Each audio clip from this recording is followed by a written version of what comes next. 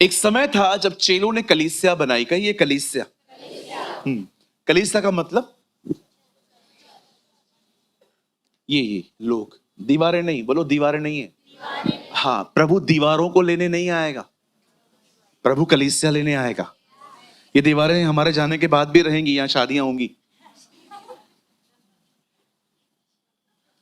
हाँ, एक्चुअली ये marriage hall है।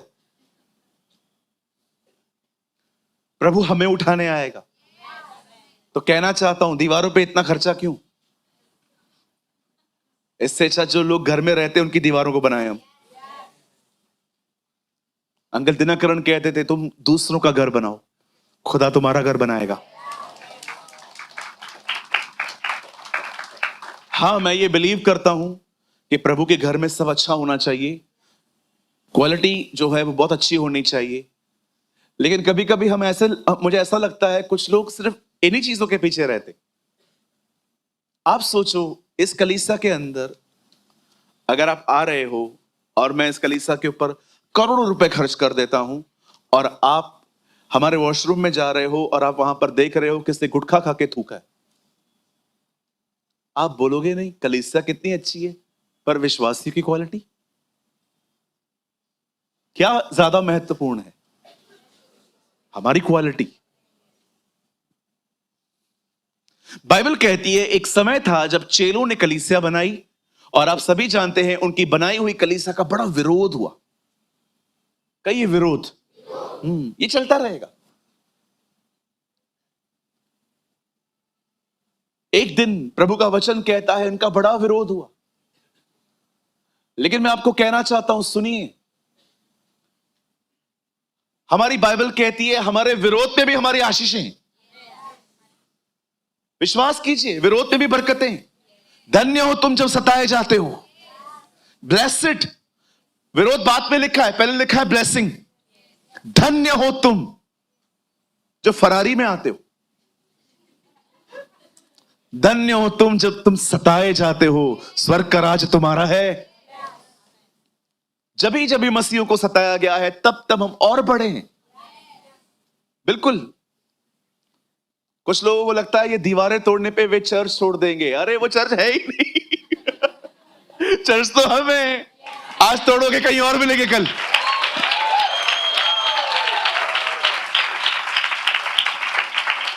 कुछ लोगों को लगता है वो चर्च तोड़ देंगे तो हमें, अरे तू आज तोड़ेगा कल की तरह हम और मिलेंगे कहीं और, तो सपना गार्डन में मिलेंगे। मैं अपनी पुरानी कलीसिया में रात को 11 बजे के बाद सपना गार्डन में बैठ के भाइयों को संगति देता था। 13 15 लोग, कभी कभी तो अविश्वासी देखते थे कि कुछ तो हो रहा है इनके बीच में। मुझे आज भी याद है, एक दिन सपना गार्डन में हम लोग बैठे थे, मुझे सारे भाइयों ने कहा कि क्या रात को हम मिल सकते? मैंने कहा आ जाओ, सपना गार्डन में आ जाओ। मैं वहां पर बैठा था, बिल्कुल फाउंटेन वहां पर था, और हम वहां बैठे हुए थे। सारे भाई वहां पर आ गए, 13-14 लोग आ गए। वहां से दूर दूर से एक अंकल हमें देख रहे थे कि चल क्या रहा है, और विश्वास कीजिए वो भी आके बैठ गए। सिंधी अंकल थे हमारे। मुझे कहते हैं आके, ईसा के लिए बात कर रहे हो? मैंने कहा हाँ, हम ईसा मसीह के लिए बात कर रहे हैं। बोलता है कभी कभी आते हो? मैंने कहा अंकल कोई टाइम नहीं है, टाइम मिलता है तो। बोलता है मैं आपका नंबर देता हूं, जब भी आओ मुझे बताया करो। तो मैंने एक भाई को नंबर दे दिया उनका। मैंने कहा जब भी हम मिलते ना, हम जब भी उनको कहते थे शाम को अंकल हम वहां पर मिलने आ रहे हैं, तो वो आते थे और बैठ जाते थे। अजीब बात तो एक हुई, एक बार वो 4 लोगों को लेकर आए। उन्होंने कहा चलो गार्डन में एक लड़का सत्संग करता है। अल्लाह, 4 लोग आके बैठ गए। मुझे कहते हैं आपका कोई सेंटर है? मैंने कहा सेंटर ही सेंटर है। उन दिनों में हम एक जगह पे फेलोशिप करते थे, फिर मैंने उनको बुलाया। अरे चर्च तोड़ने से कुछ नहीं होगा रे, चर्च वो है ही नहीं, हम लोग चर्च है। खुदा इस घर में नहीं, इस घर में रहता है।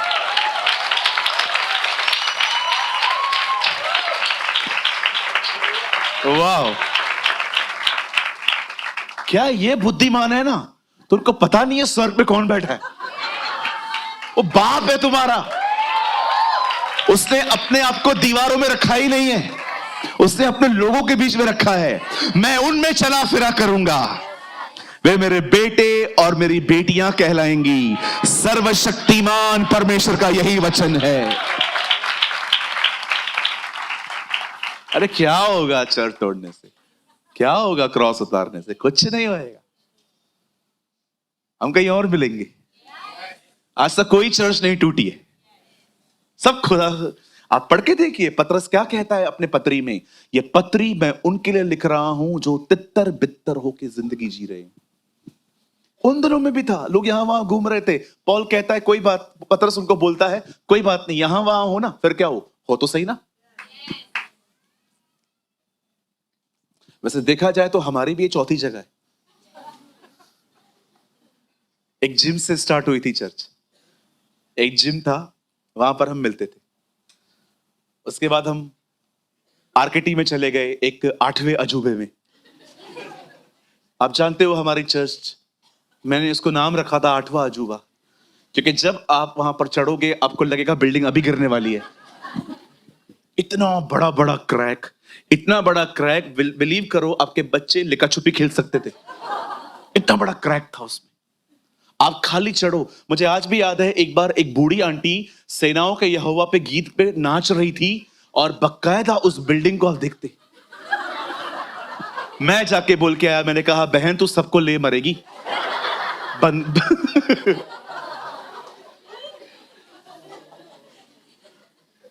वो ऐसे ठक ठक ठक ठक। फिर उसके बाद हम चले गए बंधन बैंक में बंधन खोलने। बंधन बैंक के पास में हमारी चर्च, अभी हमारी चौथी जगह है। अब हमें नहीं पता है इसके बाद हमें खुदा कहां ले जाएगा, क्योंकि मुझे लगता नहीं है इसके बाद हम कुछ किसी प्लेस में बैठ पाएंगे। मुझे लगता है इसके बाद हमें एक बड़ी खुद की जगह ही चाहिए।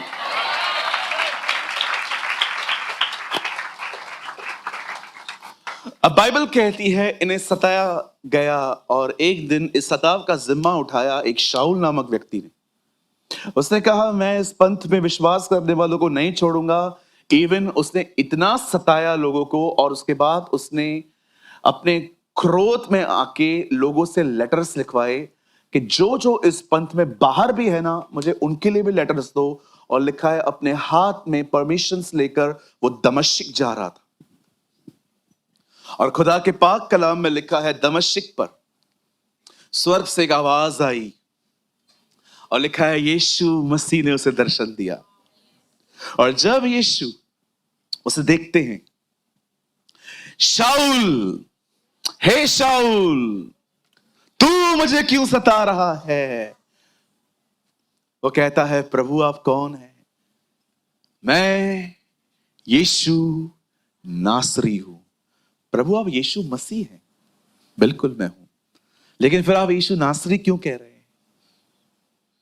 कितना अजीब है ना, स्वर्ग से एक आदमी बता रहा है कि मैं किधर रहता था, नासरत का। कभी ना भूलो आप कहां से आए हो। That's beautiful. ये छोटी छोटी ऐसी चीजें हैं जो लोग ध्यान नहीं देते। बाइबल कहती है यीशु ने कहा मैं यीशु नासरी हूं, और उसके बाद पौलुस बदल जाता है। और हम लॉन्ग स्टोरी शॉर्ट कर देते हैं, उसके बाद उसने प्रभु का प्रचार करना स्टार्ट किया।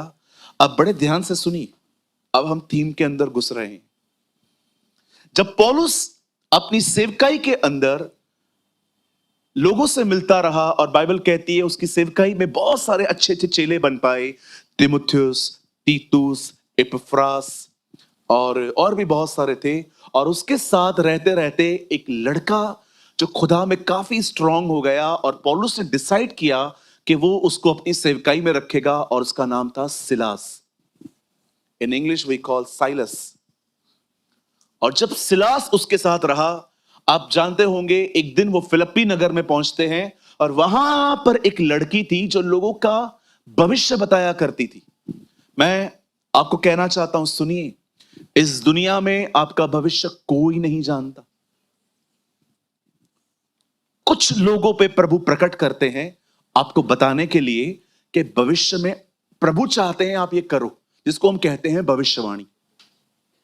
या खुदा कभी, जैसे योना नबी को प्रभु ने कहा जाके बता इन्हें कि अगर ये मन नहीं फिराएंगे नीनवे के लोग तो मैं भूकंप लेके आऊंगा। बहुत कम लोग होते हैं। बाइबल कहती है शैतान भी प्रभु को कॉपी करने की कोशिश करता है। अब देखो, एक लड़की है, उसमें डीमन है, और वो लोगों को झूठ मूठ की बातें बताया करती थी। और आपको पता है कभी कभी ये बातें लोगों के साथ सच क्यों होती हैं? क्योंकि एक्चुअली प्रभु का वचन कहता है जिसका जैसा विश्वास है वैसा उसके लिए होता है। अय्यूब में लिखा है, जिस बात से मैं भय खाता हूं वही चीज मेरे पास आ पड़ती है। आज आपको ऐसे बहुत से लोग मिलेंगे जो आपको कहेंगे हम आपका भविष्य बताना चाहते हैं। उनको बोलो अपना तो बता, अपना बता। तोता बता रहा है फ्यूचर, अब तोता फ्यूचर बताएगा। हाँ, मिठू बताएगा। ए मिठू, देखा है आपने? वो बाहर आता है, कार्ड निकालता है। ये तोता डिसाइड करेगा मैं इंजीनियर बनूंगा कि डॉक्टर। हाँ, कितनी चीप है ना चीप बातें। तोते के हाथ में हमारा भविष्य। सोचो, गौरंग जा रहा है और उनके सामने जाके बैठ जाता है, बाबा जी मेरा कुछ अच्छा नहीं हो रहा है, आप तोते को बोलो कुछ निकाले। और तोते ने कार्ड निकाला और कहा कम खा। कहो बाजू वाले को हाथ जोड़ के, इन बातों से दूर रहो। एक नासा वाले हैं, अरबों रुपए खर्च करते हैं चांद सितारों पे जाने के लिए। देखा है आपने?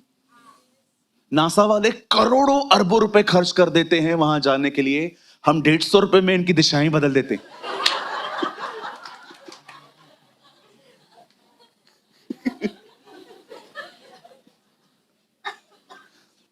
लिखा है ये लड़की बावी कहलाने वाली आत्मा से पीड़ित थी। अब देखो, जब पॉल ने उस लड़की को देखा तो पॉल ये बात जान गया कि एक्चुअली लड़की में प्रॉब्लम नहीं है, कुछ है इसके ऊपर।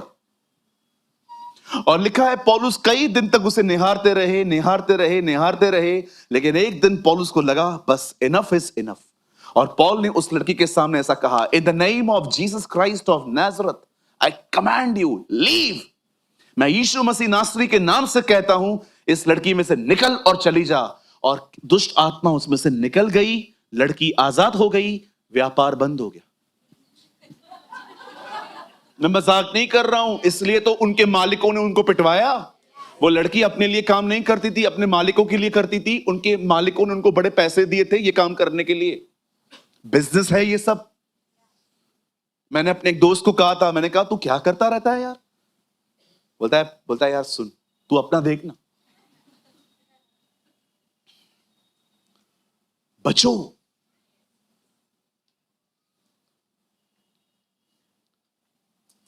छोटी मछलियां निकालने के चक्कर में अब बड़ी मछलियां ला रहे हो अपने अंदर। कभी ना जाओ, आपका खुदा सामर्थी है।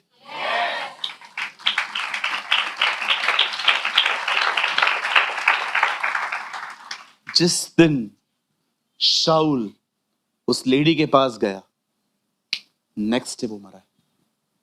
Read it. जिस दिन शाऊल राजा बावी कहलाने वाली उस लेडी के पास गया जिसने ये कह के शमूएल की स्पिरिट में मंगवा लूंगी, आपने देखा नेक्स्ट डे वो युद्ध में मरा। It is too dangerous. कुछ लोगों को ऐसा लगता है जब प्रभु में काम नहीं होता तो हम कहीं भी चले जाएंगे। सर ऐसा नहीं होता। और एक बात मैं कहूं, बुरा मत मानिएगा, प्रभु के पीछे इसलिए मत चलिए क्योंकि वो आपके लिए कुछ करे। प्रभु के पीछे इसलिए चलिए क्योंकि वो आपका खुदा है।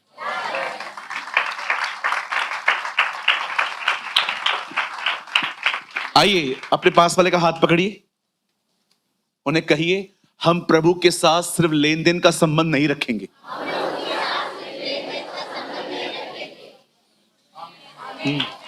कभी नहीं रखिए। कितने लोगों को इस बात की खुशी है कि जो प्रभु में आने के बाद मेरे काम हुए हैं, मुझे इससे बढ़कर खुशी यह है कि मुझे प्रभु मिला है।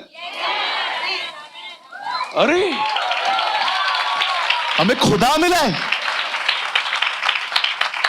हमारे दिल्ली की कलीसिया में एक बहन उस दिन मुझसे मिलने आई। मैं मीटिंग के लास्ट में खड़ा था। मुझे कहती है पास्टर जी आपको पता है मैंने 8 महीने पहले आपकी चर्च ज्वाइन की।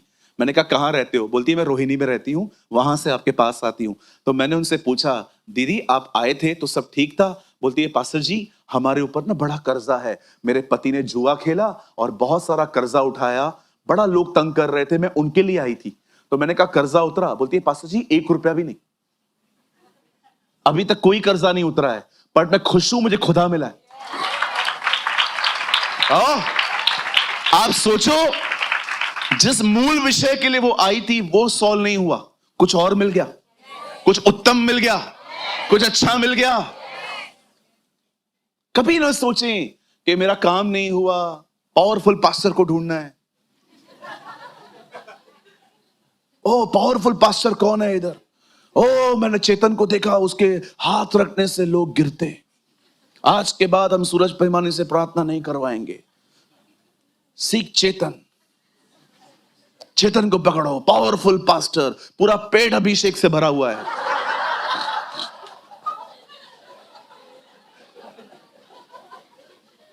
बुड़ बुड़ बुड़ बुड़ बुड़ बुड़ बुड़। बोलो बाजू वाले को, सारे पास्टर एक होते हैं, प्रभु सामर्थी है। मुझे मीटिंग के बाद कुछ लोग आते हैं, कहते हैं पास्टर जी आपसे प्रार्थना करवानी है। मैं उनको कहता हूं मैं थोड़ा बिजी हूं, वहां पर 2 पास्टर्स और खड़े हुए हैं हमारे, उनसे प्रार्थना। नहीं पास्टर आपसे ही करवाना।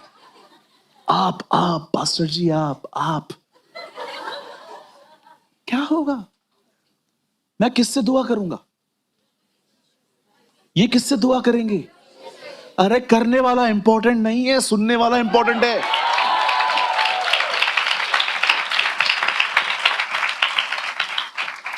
एक तो कलीसिया बनाओ यहां पर जो मनुष्यों को महिमा न दे। हमारी कलीसिया से एक बच्चा जुड़ा है, उसका नाम है राज बैनर्जी। उस बच्चे ने उस दिन अपनी पोस्ट पे लिखा, ये मैंने बहुत टाइम पहले प्रचार किया था और उसने पता नहीं कहां से ढूंढ के निकाला, जो महिमा नहीं चुराते प्रभु उन्हें समय महिमा देता है। What a word! जो उसकी महिमा नहीं चुराते। जानते हो प्रभु की महिमा कैसे चुराते हैं? दिखाओ। मैं जीसस इस लाइफ में 10 महीने पहले आया, ठीक है, बड़ी मेहरबानी तेरी। जब मुझे बच्चा नहीं था, तब मैं और मेरी पत्नी ने 40 दिन उपवास किया और 39वें दिन पे टेस्ट पॉजिटिव आया। ये बताने की जरूरत क्या थी तुम 40 डेज फास्टिंग करते हो? बोलो, जो दिया खुदा ने दिया। अपने कामों को महिमा क्यों दे रहे हो? मैं इस चर्च में गया, मैंने डाला, मुझे मिला। Very good brother. पॉल जान गया इस लड़की में डीमन है, और जानते हैं जब वो डीमन निकल गया, लड़की आजाद हो गई। अब बड़े ध्यान से सुने, अपने बुराइयों को न देखें, रॉन्ग इन्फ्लुएंस ढूंढे कहां से आ रहा है। कितने लोग समझ पा रहे हैं? मैं स्मोक कर रहा हूं, मैं ड्रिंक कर रहा हूं, मैं पबजी खेल रहा हूं, मैं ये सारे काम कर रहा हूं, हवा कहां से आ रही है? पॉल ने लड़की को नहीं डांटा। जब यीशु ने देखा पानी अंदर आ रहा है बोट में, वो सोया हुआ था, वो उठा, उसे तूफान को डांटा, क्योंकि वो जानता था पानी प्रॉब्लम नहीं है, प्रॉब्लम हवा है। हवा को थमाऊंगा, पानी अंदर ही नहीं आएगा। जड़ ढूंढो, कहां से आ रही है ये हवा? किसके साथ संगति कर रहे हो? क्या देख रहे हो? हर चीज के घुसने का एक वे होता है। पॉल जान गया लड़की में प्रॉब्लम नहीं है, लड़की को कोई यूज कर रहा है। सबसे पहले पहचानो कि हवा आ कहां से रही है, उसको टारगेट बनाओ।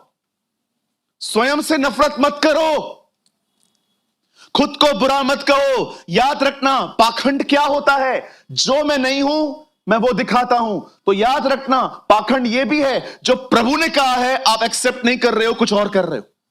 जब प्रभु ने आपको कहा है आप धर्मी हो, आप खुद को पापी क्यों कहते हो? याद रखिए, हम तब तक पापी थे जब हम यीशु को नहीं जानते थे। जिस दिन आपने यीशु को जाना, आपके पाप माफ हो चुके हैं और बाइबल कहती है तुम धर्मी हो। तो ब्रदर, अगर मैं धर्मी हूं और मुझसे पाप हो रहा है तो भी मैं धर्मी हूं, बिल्कुल, उसके बाद भी आप धर्मी हो।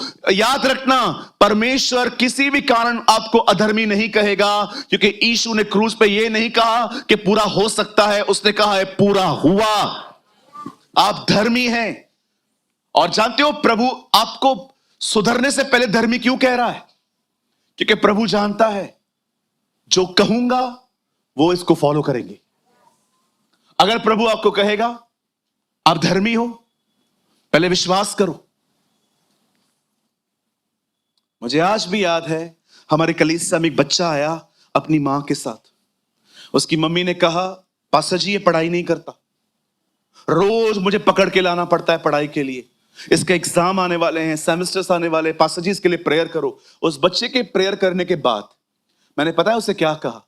आंटी आज से ये पढ़ेगा।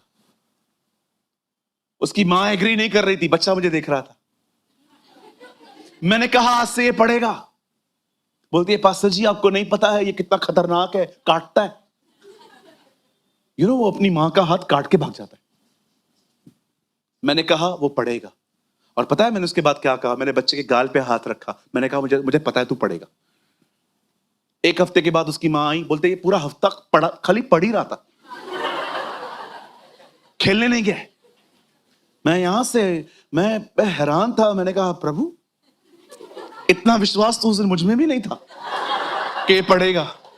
परमेश्वर ने कहा तूने जो कह दिया ना, उसको सिद्ध करने के लिए लड़का पीछे भाग गया। प्रभु आपको धर्मी क्यों कहता है? ताकि धर्मियों की चाल चलो। That's why he call you righteous। वो जानता है उसके बच्चे उसे जीतने के लिए सब कुछ करेंगे। मैं आप में से हर एक को कहना चाहता हूं, पहचानो जिस चीज में आप फंसे हुए हो उस चीज का सोर्स क्या है। कोई आत्मा है, कोई संगति है। एक तरफ आप शराबियों के साथ घूमते हो, दूसरी तरफ आप प्रार्थना करते हो शराब छोड़ा। प्रभु कहेगा शराब बाद में छोड़ेंगे, पहले दोस्त छोड़।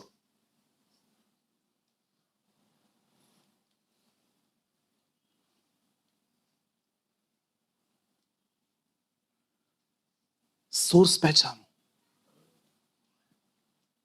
What a man of God. मैं जब इसको पढ़ रहा था मैंने कहा प्रभु कितना अमेजिंग व्यक्ति है ये। उसे पता था लड़की इनोसेंट है, कोई इसको यूज कर रहा है, और उसे सीधा उसको टारगेट किया। आज जितने भी लोग यहां बैठे हैं, अगर आप में से कोई भी किसी गुनाह में फंसा हुआ है, चाहे वो किसी भी तरह का हो, मन वाला हो या जुबान से हो रहा है, आंखों से हो रहा है, देह के द्वारा हो रहा है, चाहे आप किसी भी गुनाह में क्यों ना हो, मैं आपको बताना चाहता हूं छुटकारा मिलता कैसे। बड़े ध्यान से सुने। सबसे पहले यहां देखिए, सबसे पहले यह विश्वास करिए कि प्रभु आपको छुड़ा सकता है। जो विश्वास से नहीं है वो गुनाह है। सबसे पहले यह विश्वास करिए, हां मैं जहां भी हूं खुदा मुझे निकाल सकता है।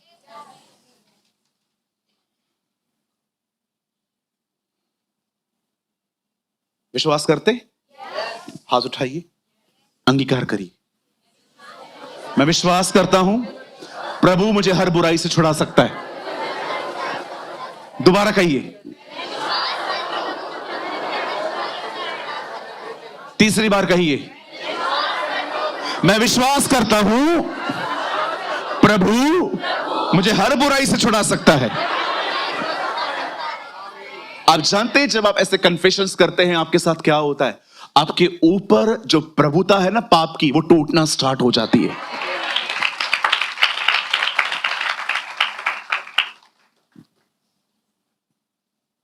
हर दिन यह अंगीकार करिए कि परमेश्वर मुझे मेरी बुराइयों से छुड़ा सकता है।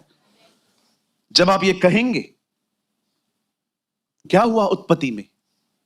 परमेश्वर ने कहा, पवित्र आत्मा ने लिया, दुनिया बनाई। आप जब कुछ कहेंगे, पवित्र आत्मा लेगा और आपके जीवन में काम करना स्टार्ट कर देगा।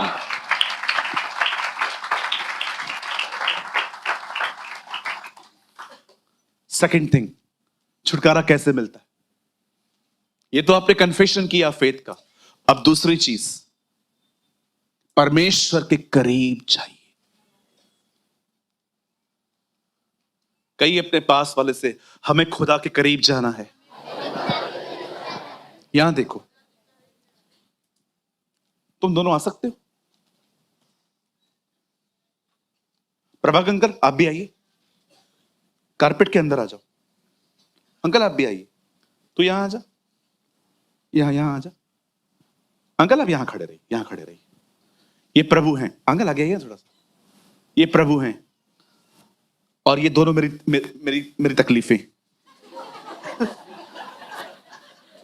ट्रू। ये गुनाह है। अपना प्रॉब्लम क्या है? हम लोग है ना, इधर से ही इनसे हम लोग इधर से ही इनको छोड़ने की कोशिश करते। अभी छोड़ दो, कुछ समय के लिए छूट जाएंगे। बात पे कितने लोग के साथ ऐसा हुआ है? पाप छोड़ा, वापस आया, फिर छोड़ा, वापस आया। ये देख रहे हो? छोड़ रहे? छोड़ना नहीं छोड़ रहे। अब खाली इस व्यक्ति के करीब जाना स्टार्ट कर दो।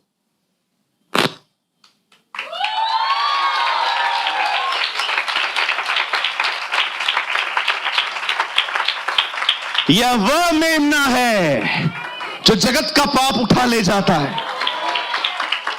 विश्वास कीजिए, जब आप उसके करीब जाएंगे ना, आप बोलो या ना बोलो, वो आपका पाप ले लेगा।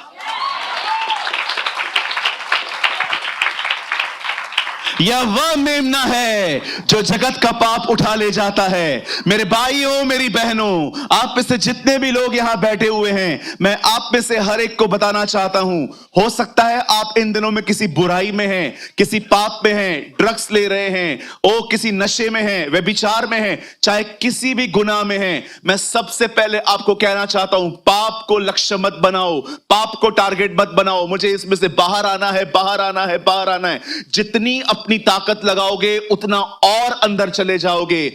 बाइबल कहती है, वे कहते हैं हमारा बल हमारा देवता है, और यशायाह कहता है कोई अपने बल के कारण जय नहीं पा सकता। मैं आपको कहना चाहता हूं, खुदा के करीब जाइए, यह लक्ष्य रखिए, मुझे हर दिन प्रभु के करीब जाना है। आप उसके करीब जाएंगे, आपका गुनाह आपको छोड़ के चला जाएगा।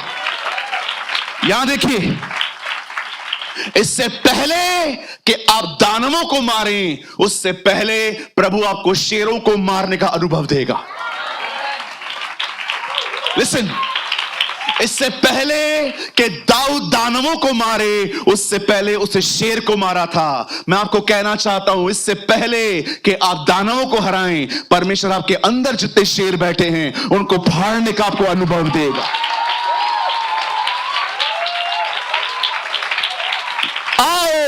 हम अनुग्रह के सिंहासन के समीप चलें ताकि हम पर दया हो और हम वो अनुग्रह पाएं जो आवश्यकता के समय हमारी मदद करे। खुदा के करीब जाइए। मैं आपको कहना चाहता हूं, सारा दिन खुद को पापी पापी पापी पापी कहने से आपको पाप पे जय नहीं मिलेगी। उसके करीब जाने से आपको जय मिलेगी। उसके करीब आने से, याद रखिए, बाइबल नहीं कहती है आओ हम न्याय के आसन के सामने चलें। बाइबल कहती है आओ हम अनुग्रह के सिंहासन के सामने चलें। ओ, अनुग्रह के सिंहासन पे जानते हैं कौन बैठा है? उसका जीविता पुत्र जीसस। जीसस। आप चाहते हैं ये रूम महिमा से भर जाए? कौन वहां बैठा हुआ है? मैं उससे पूछना चाहता हूं, कौन वहां बैठा हुआ है? Oh, the glory of God is here.